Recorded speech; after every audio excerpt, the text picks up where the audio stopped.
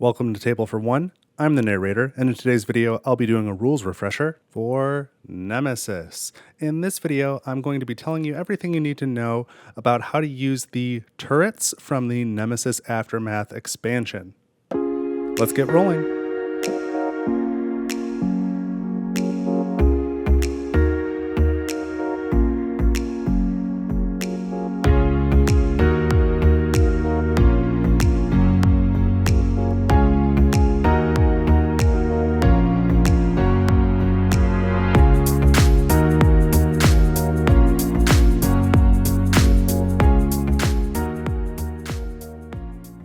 So I am set up to tell you a bit about how to use turrets from the Nemesis Aftermath expansion. And the rulebook lacks some clarity, at least in the English edition, but I've done some research and I found some official posts from Awakened Realms, so I've got some info for you. So first thing is, when you're setting up a game and playing with turrets, some of these exploration tokens, they come with, the turrets come with their own exploration tokens. So there are 3 of them. One has, they've got this turret icon on it, and then there is a turret room with 1 item, a turret room with 2 items like this, and then a turret room with 3 items in it.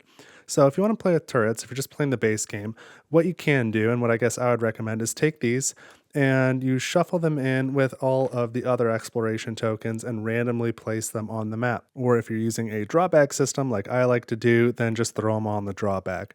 Now you do need to be careful if you're combining this with other expansions, such as the Void Seeders expansion, because that one has its own exploration tokens that you must include. They're like little eggs, and so in that case, you would take your turrets and throw them in with all your other tokens, mix them up. Then you're going to have to remove some and then add the eggs per the Void Seeders expansion, mix those up, and then start placing them on the map, just to guarantee that the eggs are in there. But that's not really the purpose of this video. We're talking strictly about the turrets. So again, what I like to do is I like to just mix them completely up. But if you're playing the research mode specifically, the research mode tells you to find all of the danger exploration tokens and doors exploration tokens and remove them all from the game and then add in the turrets. So if you're playing in that mode, make sure you do that step. But if you're playing just normally with the regular base game Nemesis, add in all of the turret exploration tokens and put them on the map as normal. Now let's say you are moving around along the map and your character moves, say, from the Hibernatorium into this room. You would reveal the room as normal. This is the crafting room. This is one of the other special rooms from the Aftermath expansion. You reveal the token and, oh, all right, we've got 2 items in the room, so you can go ahead and set that up, right? 2 items in the room, and then there is a turret. So at that point, you're going to take one of these turret minis, which are actually pretty sweet. I like these minis, they're cool. You're going to take one of those and you're going to add it into the room. You can remove the token then, and then you're going to find 3 turret status markers. There's inactive, target intruder, and target all, and they're green, yellow, and red. And you're going to take those 3 tokens, they all just say turret on the back, and you're going to mix them up the same way you would mix up, say, the engine tiles, right? So you don't know which is which, and you're going to make a stack. And then when somebody enters the room, including, in this instance, like you just entered the room in this example, right? You reveal the top token of the stack.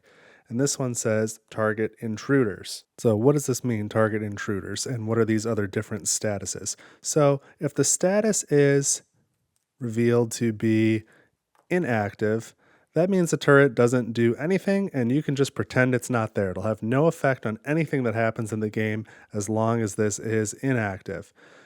If it is revealed to target intruder, then that means any time that an intruder enters this room for any reason, including if they spawn in this room during an encounter, the turret will automatically fire at them and do 1 damage. So you can add a damage cube. And per the normal intruder damage procedure, you would then check 1 or 2 intruder damage cards to see if the intruder has been destroyed. And then so if some other game effect causes more intruders to enter the room, the turret will fire at each of them once, and then again you would resolve the damage check. Now, when you get to the event phase, when you get to the step where there is fire damage, during that step, the turrets will also fire on each, again in this case, each intruder. So again, each intruder would take 1 damage, and you can check to see if the intruder is destroyed.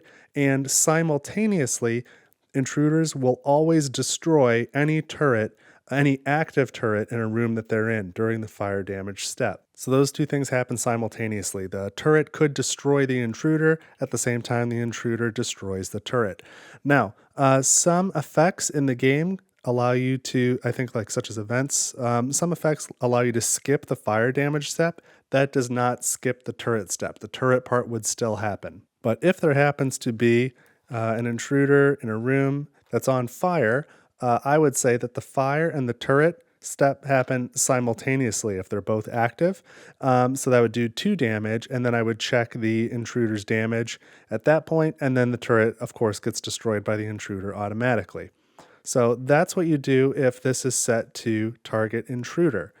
If it is set to target all those same things still apply, but they also apply to all the characters. So that means anytime any character enters this room, including if they just explored the room and revealed the exploration token to be a turret and revealed this to be target all, they will take 1 light wound. And that will continue to happen every time a character enters the room, and again during the fire damage step of the event phase. Now, if there is no intruder in the room, then the turret does not get destroyed automatically, and it'll continue to damage every character in the room with 1 light wound during the fire damage step. So as long as you're playing with turrets, just consider that step to be the fire damage step and the turret step simultaneously, and fire through some game events can be ignored, but the turrets cannot. And if this room, for example, had characters and intruders in it, anytime anybody enters the room through any means, including intruders spawning in the room, the turret will fire.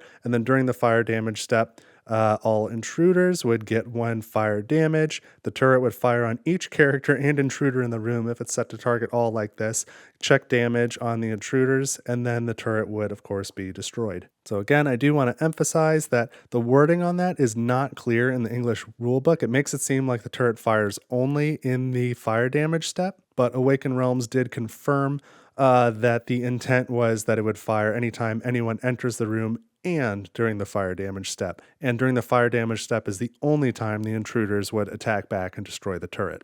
Now, a couple other things. If you are exploring the map here and you reveal the nest, and that has a turret, or if you reveal the room covered in slime and that has a turret, neither of those rooms are allowed to have turrets. So, and neither of them have items either. So in both those cases, you just completely ignore the exploration token and discard it. Neither of those rooms can have turrets. Now, there is one more room that I want to talk about, and that is this one here. So perhaps you go exploring and find the turret room. And oh, look, we're covered in slime. Okay, that's fine. Now, it is possible to have the turret room in a game where none of the turret exploration tokens are ever revealed.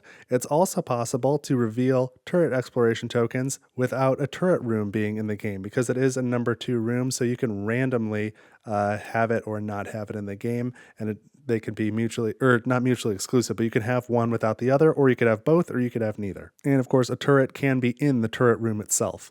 But the turret room just has a special room action to control the turrets. So if you take this room action, you can select any room with a turret, and you can decide which of the tokens you want to be on top, and you would place it by default face down so that it is not revealed to other players. Now, if there are no turrets in the game, if none have been revealed, or if you just happen to not get any of those exploration tokens, the turret room's not completely useless, just the room action is useless. You can still, of course, get red items from the room, and you can get fires or malfunctions in there, which can contribute to the end of the game. So just know that. But the rulebook states that the top of this stack now will be revealed. The status will be revealed the next time somebody enters that room. But to me, that seems like a mistranslation as well. I think it should be the next time that the turret would normally check to see if it fires, because maybe there's already a person in this room, or an intruder for that matter. And then it gets to the fire damage step, and you've got to know, like, is this thing firing on one or both of the things in this room? So I think the information just stays hidden as long as it can until it needs to be checked.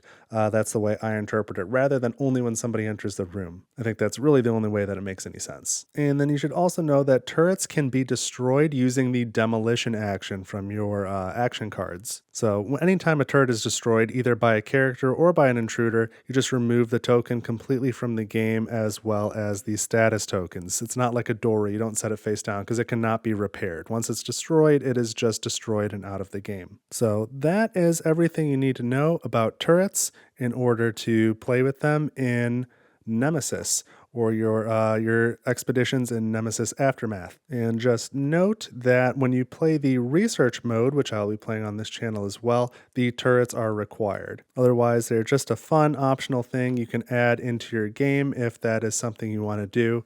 But outside of the research mode, you do not have to include turrets or the turret room. You can do both, you can do neither. It is totally up to you and how you want to play. But hopefully this clears up any questions you had. If there's anything I missed or anything that you disagree with, let me know in the comments. I'd be happy to talk to you down there. And if you like this video, let me know by leaving a like and sharing it with somebody else. And if you like this type of content, consider subscribing to the channel so that you don't miss other rules refreshers for Nemesis and solo playthroughs for Nemesis, and the same thing for other games. But that is what I've got this time on Table for One. I hope this was useful, and I will see you in the next video.